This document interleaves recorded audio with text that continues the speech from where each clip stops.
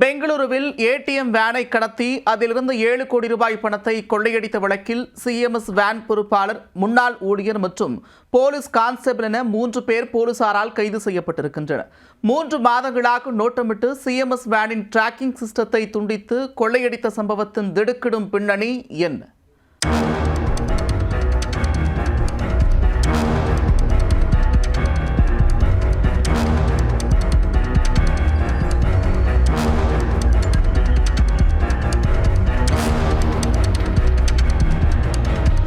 ATM வேன்களை கண்காணிக்கும் கட்டுப்பாட்டு அறை ஊழியரே கொள்ளைக்கு பிளான் போட்டது அம்பலமாகியுள்ளது.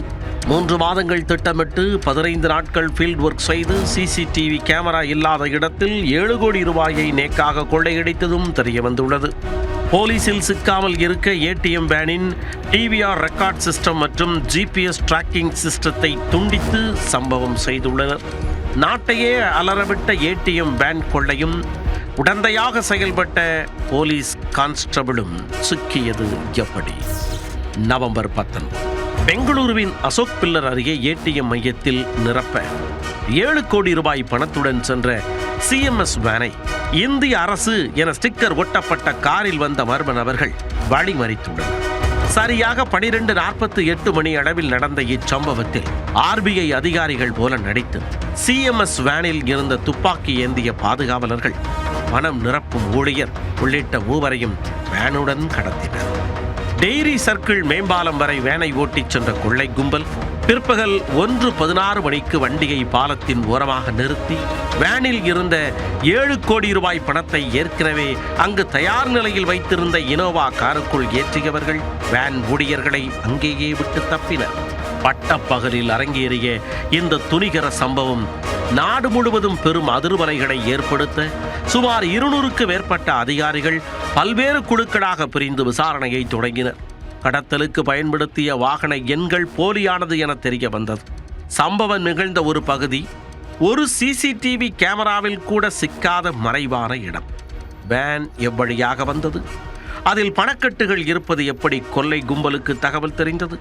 சம்பவம் நிகழ்ந்து 1.5 மணி நேரமாக போலீசுக்கு தகவல் அளிக்காதது ஏன் என்பன உள்ளிட்ட பல்வேறு கோணங்களில் சந்தேகம் நீரூற்றாய் எழ போலீசார் சிஎம்எஸ் ஊழியர்களிடமும் விசாரித்து வந்தனர்.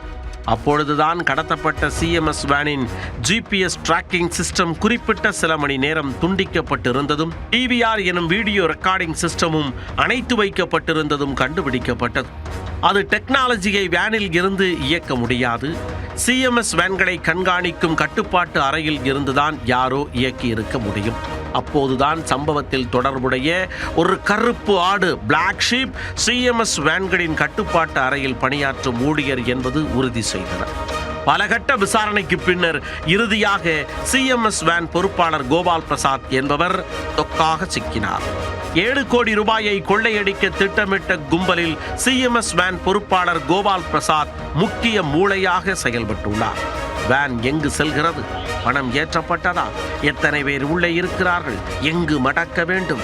எப்போது தூக்க வேண்டும் என ஒவ்வொரு அசைவுகளாக சிக்னல் கொடுத்து கொண்டே இருந்துள்ளார். வண்டியை வழிமறித்து கடத்தும் போது வேனில் கேமராவில் முகம் பதியாமல் இருக்க டிவிஆர் ரெக்கார்டிங் சிஸ்டத்தையும் ஜிபிஎஸ் சிக்னலையும் 18 நிமிடங்கள் துண்டித்துள்ளார். இச்சம்பவம் போலீசாருக்கு தெரிய வர அடுத்து பிடிபட்ட கோபால் பிரசாத்தை ரகசிய அறையில் வைத்து விசாரிக்க முன்னாள் ஊழியர் ஜே சேவியர் மற்றும் கோவிந்தபுரா காவல் நிலைய கான்ஸ்டபிள் அன்னப்ப நாயக் உள்ளிட்ட மேலும் 2 போலீசில் சிக்கினர். சிஎம்எஸ் வேனை கடத்தி கோடிக்கணக்கான பணத்தை கொள்ளையடித்து செட்டில் ஆகிவிட வேண்டும் என இவர்கள் கடந்த 3 மாதங்களாக மணிக்கணக்கில் மணி ஹைட்ஸ் வெப் சீரிஸ் பாணியில் திட்டமிட்டுள்ளனர். கடந்த 15 நாட்கள் ஃபீல்ட் ஒர்க்கும் செய்துள்ளனர். சிசிடிவி இல்லாத இடங்களை பட்டியல் எடுத்து பக்காவாக பிளான் செய்தவர்கள் வேன் ஓட்டுநரையும் பாதுகாப்பு காவலர்களையும் தனித்தனியாக பிரித்து தரமாக சம்பவம் செய்துள்ளனர்.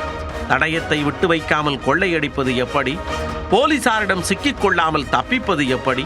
பணத்தை எங்கு பதுக்குவது? எப்படி கைமாற்றுவது? உள்ளிட்டவற்றுக்கு கான்ஸ்டபிள் அன்னப்ப நாயக் வகுப்படுத்துள்ளார். இப்படி 6 முதல் 8 பேர் கொண்ட கும்பலை தயார் செய்து திட்டமிட்டபடி 7 கோடியை கொள்ளையடித்துள்ளனர். இதனையடுத்து கொள்ளைக்கு பயன்படுத்தப்பட்ட இனோவா காரை சப்ளை செய்த கோவிந்தபுரத்தைச் சேர்ந்த 2 பேரை போலீசார் கைது செய்தனர். 7 கோடி ரூபாயில் 5 கோடி ரூபாயை பறிமுதலும் செய்தனர். சித்தூர் குடிவாரா அருகே என்ஜின் மற்றும் சேஸ் எண்களை வைத்து கடத்தலுக்கு பயன்படுத்திய காரையும் கண்டுபிடித்தனர்.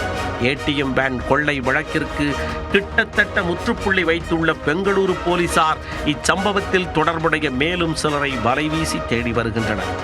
சிக்கும் அனைவருக்கும் சிறப்பான தண்டனை விதிக்கப்படும். நாட்டையே அலறவிட்ட ஏடிஎம் வேன் கொள்ளையில் ஊழியர்களை திட்டமிட்டு கொள்ளையை அரங்கேற்றியிருப்பதும் காவலர் ஒருவர் அதற்கு உடந்தையாக இருந்ததும் சலசலப்பை ஏற்படுத்தியுள்ளது.